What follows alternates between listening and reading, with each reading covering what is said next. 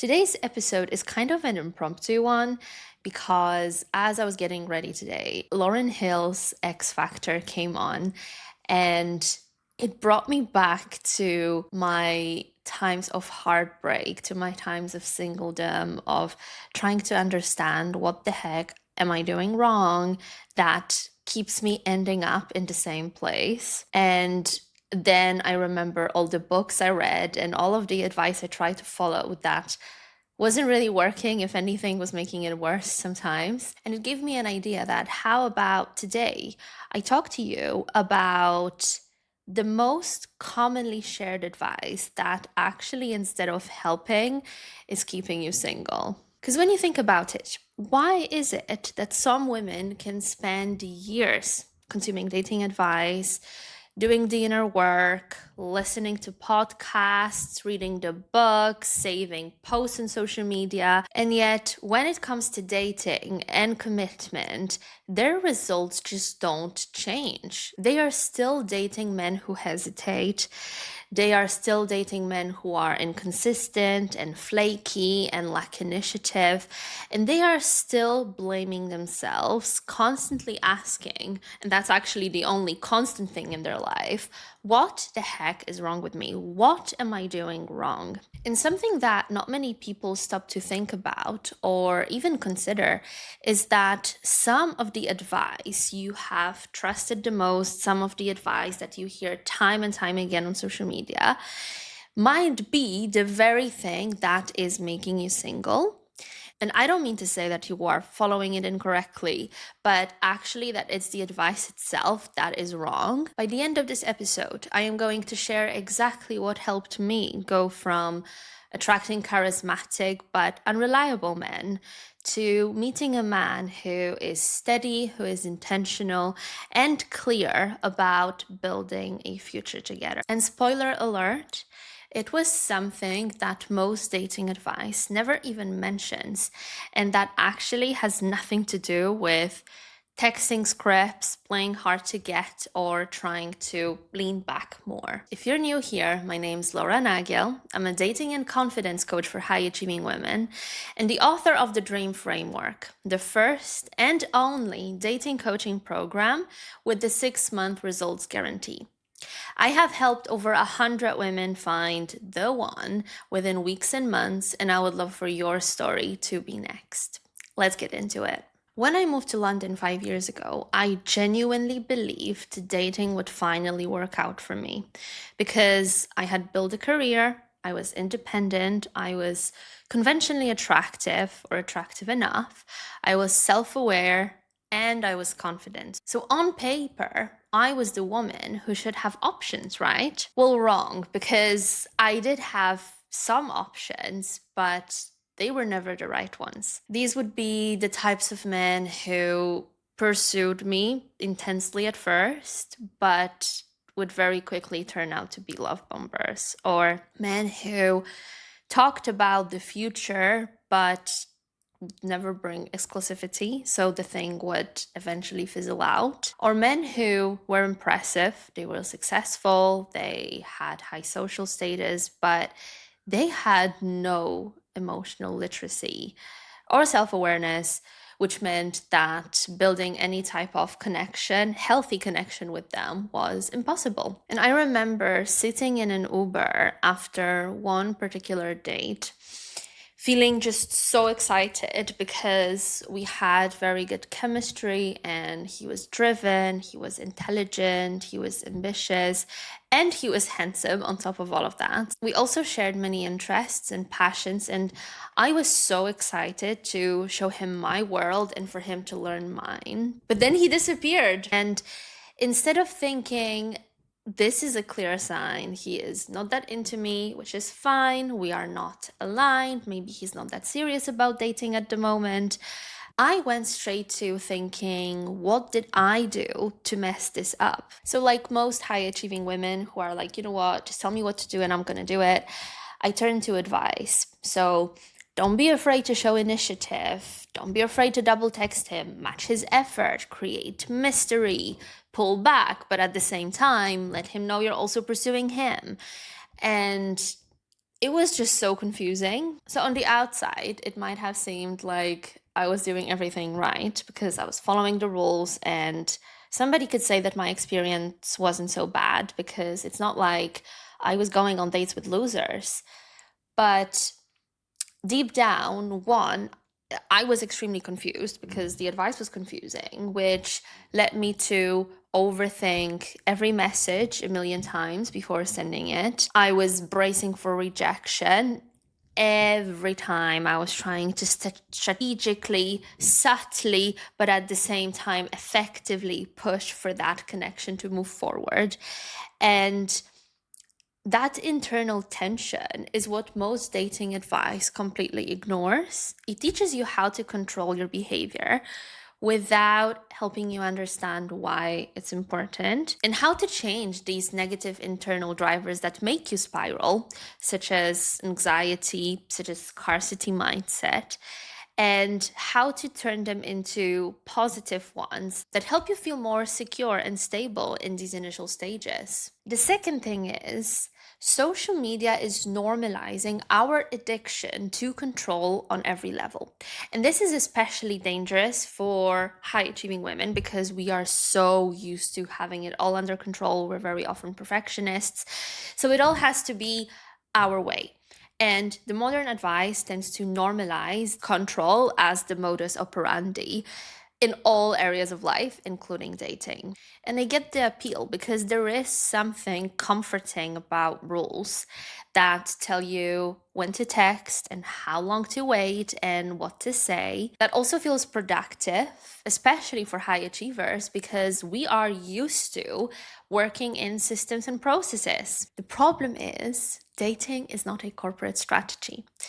And I have women who are exceptional in their careers come to me saying that they just want to know what they're doing wrong.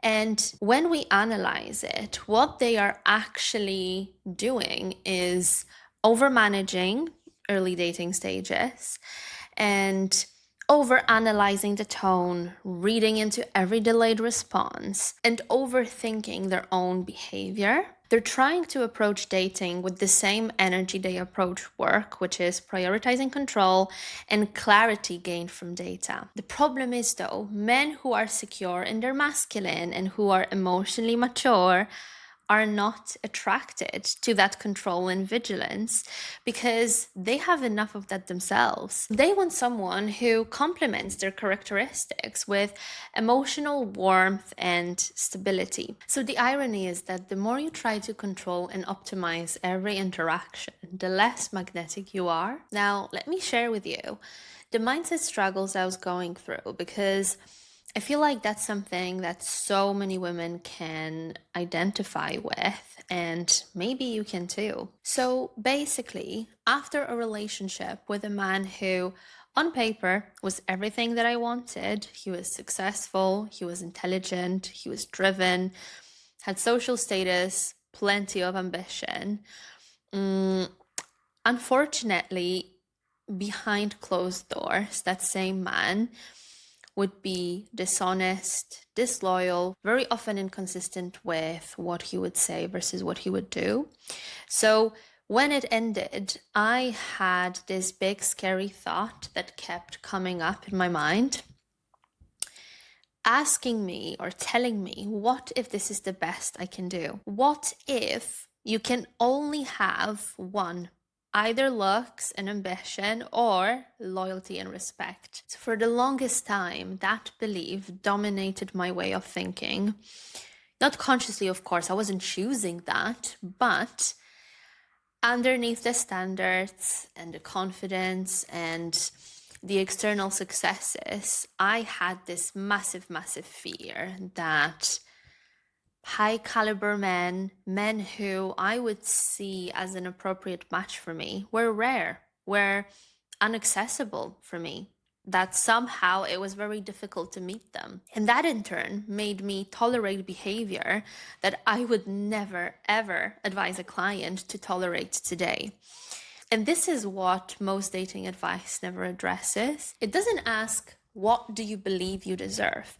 It just tells you how to respond to breadcrumbs instead of asking, why you're still entertaining him. So, coming back to my story, when I finally stepped away from dating for a period of time and I did the deeper work, I realized that the reason why I had no success was not that I was not attractive enough or too available or whatever else the popular dating advice would have women believe, but actually because so many of my actions in the dating realm were actually coming from a place of seeking validation. And you absolutely cannot build a secure relationship on a foundation of being desperate to be chosen or to prove something to yourself, even if it's unconscious. Now, here is something I always teach my clients.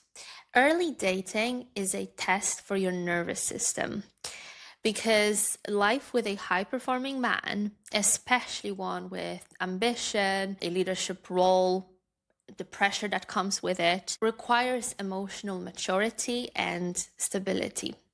So if you collapse when communication slows down for 24 hours, if your mood is dictated by his tone or his behavior, if you need constant reassurance to feel safe, if you have the tendency to overanalyze each word that he says and his choice of words, you will unconsciously choose men who reinforce that instability. Because the women who now get engaged, the women who move into committed relationships, build families, they are the ones who learned to handle uncertainty with dignity and focus on their standards rather than spiraling into overthinking. So, memorizing scripts, chasing, reading into his every move so that you can tactically respond to it is not the winning strategy here. Being emotionally regulated and balanced is rare these days. And also, it's too unsexy for the viral reels to talk about, which is why people don't. Another uncomfortable truth is that too much of today's content is built around managing low value, non committal men with viral titles like, "This is what to do if he ghosts you," "How to get him to do XYZ for you," "How to make him obsessed." And the thing is, strong men do not need to be tricked into commitment, because they either see you as a long-term investment, somebody who's aligned for a long-term commitment, or not. Something I want you to always remember about, and something that is not nearly enough spoken on social media, is that men are never confused about their respect for you. They either value you and your time, or they see you as convenience.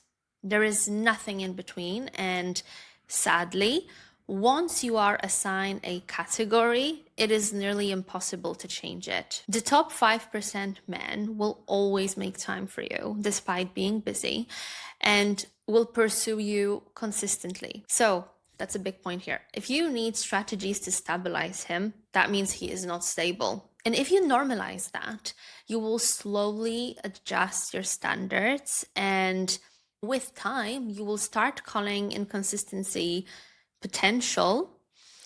And that is exactly what makes otherwise smart, intelligent women get themselves into relationships that are dead end, go absolutely nowhere, and make them lose out on their best years. So now that you know what is not working, let's talk about what does. I believe that the biggest point that is overlooked in all of the modern dating advice is your self-love and self-concept. You have to be extremely secure in it, because only then you are able to not date from a place of yearning to be chosen or to get commitment to prove something to yourself. And only then you're able to truly detach and date with the intention of finding a match and not just looking for proof that you're good enough. And yes, I realize that sounds super simple, but it's actually not.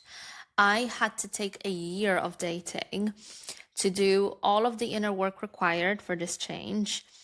But when I was done, the first date I went on was actually with my life partner. I showed up to that date very differently than I normally would. I wasn't scanning for signs that he liked me. I wasn't trying to secure a second date. I was just focused on getting to know him. So I was able to keep calm, to be present, to be interested, and because I was calm, I was able to actually be myself and in turn be interesting to him. There was just no need for games, for ambiguity, for chasing, because Philip was clear in his intentions around the future, around building a family. He was kind, he was successful, and just like many of the men I met before. But the reason it went differently this time was because for the first time, I knew I wouldn't tolerate inconsistency and that I would truly rather be alone than with the wrong person. There were no scripts that I used or specific moves. These never work anyway because a script can only take you so far. And what do you do when it runs out? So this is why I strongly believe that you need a working internal compass for what feels right and what doesn't, and the ability to follow it. And unfortunately, most dating advice keeps you single because it's focusing on what to do and not how to be, how to maintain your standards, how to self-regulate emotionally, and how to walk away early without the emotional drama. And I think the reason is because this stuff is not flashy or trendy, but also it's the stuff that actually works for a long-term relationship. So if you are listening to this and thinking, I have tried everything, I know this advice already, I still keep ending up in the same dynamic, this is a point where you definitely don't need any more information, any more saved posts on your IG account and things like that. You need information and clear feedback because let me tell you, the problem is rarely your standards or how attractive you are or your intelligence. And in most cases, it is the pattern influencing your dating decisions. So if you're not sure what your current dating patterns are, what are the emotional triggers influencing your choices, and what is blocking you from a consistent, emotionally mature man, take my free dating audit. It will give you personalized feedback along with what you need to work on to stop wasting time on men who are just simply not aligned. The link is in the description of this episode. And if you found this episode helpful, make sure to subscribe wherever you're watching or listening because I post every week. See you then.